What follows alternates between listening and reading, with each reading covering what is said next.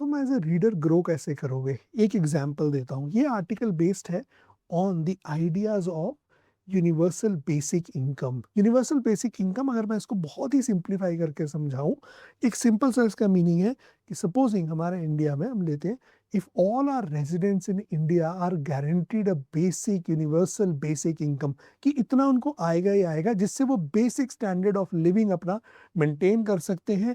They don't have to worry about employment as such. अगर job नहीं भी है तो इतनी यूनिवर्सल बेसिक इनकम तो आएगी ही आएगी। ये एक बहुत सिंप्लीफाइड वर्जन है इसका।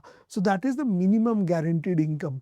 इसका इकोनॉमिक्स पे क्या इम्पैक्ट पड़ता है, प्रोडक्टिविटी पे क्या इम्पैक्ट पड़ता है, क्या इसके साथ एसोसिएटेड कॉस्ट हैं, and is it actually helpful or not, will it improve the system or worsen the system, ये आर्टिकल डिस्कस करता है। तुम इस आर्टिकल को पढ़ो, समझो। इस आर्टिकल से तुम्हें यूनिवर्सल बेसिक इनकम का कॉन्सेप्ट समझ आएगा।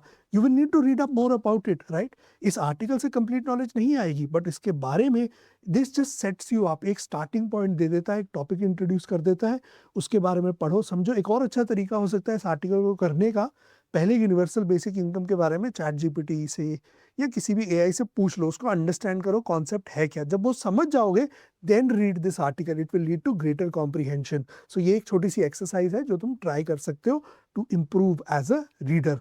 और एक चीज करनी है, बाद में जाके इसका एनालिसिस देखना है, readlight.in पे देखना है तुमने कितना समझा, एनालिसिस क्या क्या चीजें बोलता है। That will also help you structurally understand तुम कहाँ पे हो और तुम्हें कहाँ पे पहुंचना है in terms of comprehension levels.